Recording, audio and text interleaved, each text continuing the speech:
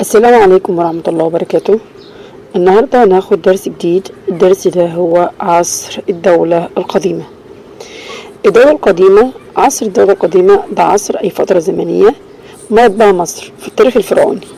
سميناها دولة قديمة يعتبر لأنها من أقدم الدول القوية اللي ظهرت في العصر الفرعوني. العصر الفرعوني بيتكون زي ما احنا قلنا قبل كده من 30 أسرة.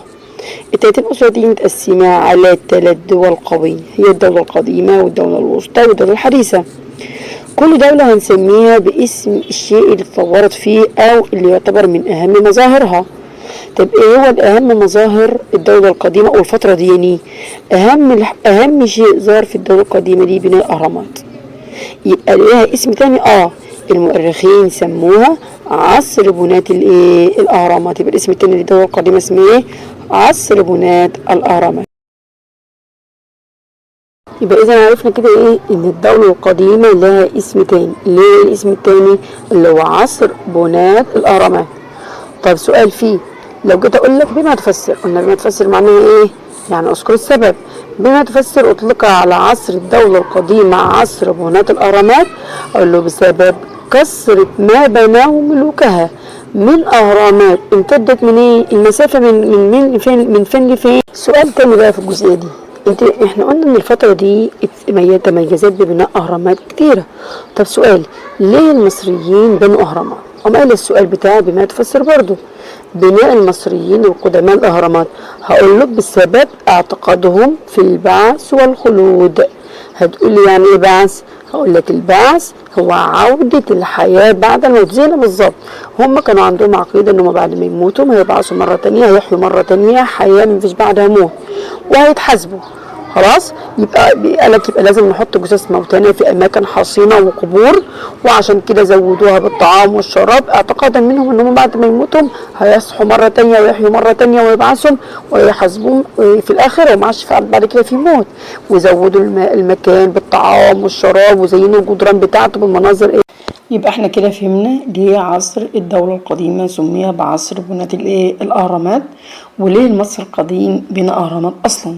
طيب تعال نشوف أهم ما تميزت به الدولة القديمة. الدولة القديمة تميزت بعدة مميزات. طبعا فيها علماء هندسة وعلماء في العمارة ومهندسين. يبقى إذن أول ميزة فيها تقدم العلوم والفنون والعمارة. 2، التشييد والبناء. التشييد هي نفس معنى كلمة البناء، بناء معابد وأهرامات ومقابر. يبقى تاني حاجة التشييد والبناء والفن الرفيع. الفن الرفيع المقصود به الزخرفة والزينة والألوان، ده كله اسمه الفن الرفيع والنحت. طيب 3، الرخاء والاستقرار. يبقى أنا عندي الرخاء والأمن والاستقرار ده من مميزاتها. يبقى أنا عندي تقدم في العلوم والفنون والعمارة. 2، التشييد والبناء والفن الرفيع. 3، الرخاء والأمن والاستقرار. طيب أنا عندي سؤال. احنا في الأول اتكلمنا عن اسم الدولة القديمة. طب عدد أسرات الدولة دي كام؟ مش احنا قلنا ده عصر أعطيك من الأول والتانية؟ طب الدولة القديمة أسرات من كام لكام؟ من التالتة للستة. يبقى الدولة القديمة بدأ من الأسرة التالتة والرابعة يبقى احنا قلنا دلوقتي الدولة القديمة بتتكون من كام أسرة؟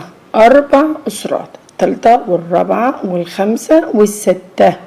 يبقى الدولة القديمة بتتكون من كام أسرة؟ من 4 أسرات. يبقى بتبدأ من التالتة للستة. طيب تعال نشوف، نبدأ بالأسرة التالتة. أهم ملوك الأسرة التالتة. طبعا مش هقول كل الملوك اللي جم في كل أسرة، احنا هناخد أبرز الملوك اللي عملوا أعمال في صالح الدولة. طب من أهم الملوك اللي عملوا أعمال في صالح الدولة اللي هو مين؟ الملك زوسر. الملك زوسر أهم عمل عمله إنه بنى هرم اسمه الهرم المدرج. الهرم المدرج ده بناه فين؟ بسقارة في محافظة الجيزة. طيب انتوا عارفين ان هو لما بنى الهرم المدرج دوني عمل حاجة جديدة ما عملهاش اي ملك من ملوك الاسرة الاولى والتانية. ازاي؟ هنقول ازاي.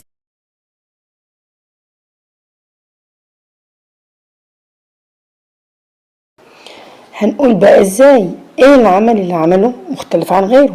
هنقول ان ملوك الاسرة الاولى والتانية كانوا بيبنوا المقبرة بتاعتهم من حجرة او حفرة الارض، ويقوم حاطين عليها مصطبة كأنها حتة صخرة كبيرة كده، ويقوم حاطينها عليه يسموها مصطبة. الملك ده قال لا، انا مش هعمل المقبرة بتاعتي كده، انا هعمل المقبرة بتاعتي عبارة عن برضو حجرة او حجرتين، بس بدل ما يبقى فوقها مصطبة هيبقى فوقها 6 مصاطب او طبقات واخدة شكل مدرج، عشان كده سميناه هرم ايه مدرج. طيب سؤال، بما تفسر سمي الهرم المدرج بهذا الاسم؟ هقول سمي بهذا الاسم لأنه يتكون من 6 مصاطب زي ما احنا هنشوفها في الصورة فوق بعضها البعض، 6 مصطبة، كل مصطبة أصغر من من اللي تحتها. طب سؤالي، هل الملك زوسر هو اللي بنى الهرم ده؟ طبعا لا، في الوزير بتاعه كان مهندس كبير فهو اللي ساعده في بناء الهرم دوني. الوزير ده كان اسمه امحتب، يبقى يرجع الفضل في بناء الهرم المدرج الى امحتب بقى. طب ايه علاقة امحتب بزوسر؟ كان وزير الملك زوسر الذي ساعده في بناء الهرم المدرج. عشان كده ممكن يجيك سؤال، ما العلاقة؟ ما العلاقة بين امحتب والهرم المدرج؟ هقول له امحتب كان وزيرا للملك زوسر الذي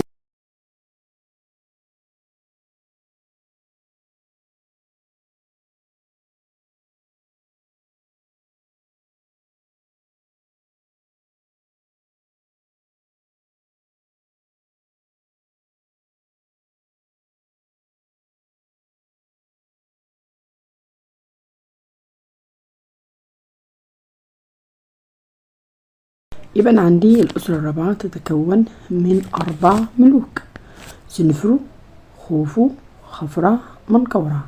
سنفرو هو مؤسس الأسرة الرابعة. طيب نبدأ بسنفرو. سنفرو دوني حكم البلاد لمدة 24 عاما. يبقى سنفرو أول حاجة عملها إن هو كان مؤسس الدولة دي، الأسرة دي. حكم البلاد لمدة قد إيه؟ 24 سنة. هتقولي طب والناس كانوا فين؟ قالك الناس حبته، أحبه المصريين وأطلقوا عليه المحسن المحبوب. يبقى اما اقول لك من هو مؤسس الأسرة الرابعة؟ أقول له الملك سنفرو. طب حكم البلاد لمدة 24 عام.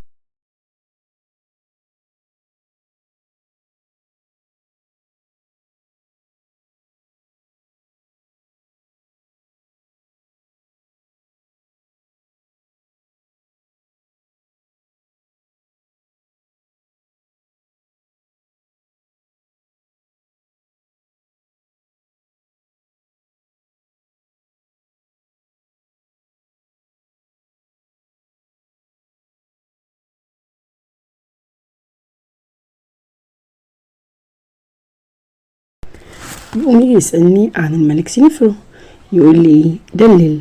كان للملك سنفرو إصلاحات داخلية وخارجية. الراجل عمل إصلاحات كتير، ما هو قعد 24 سنة. هقول له حيث قام بتأمين حدود البلاد الشرقية والغربية من الأعداء. بنى هرمين اللي في دهشور. جنب مين؟ جنب هرم زوسر. استخرج النحاس والفيروز من شبه جزيرة سيناء.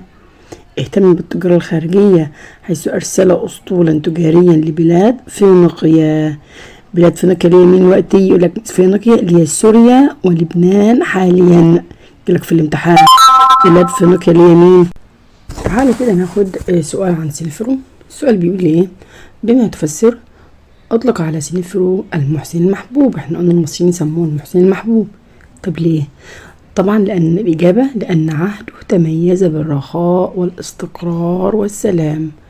البلد كانت في خير، فيها استقرار، فيها أمن وأمان.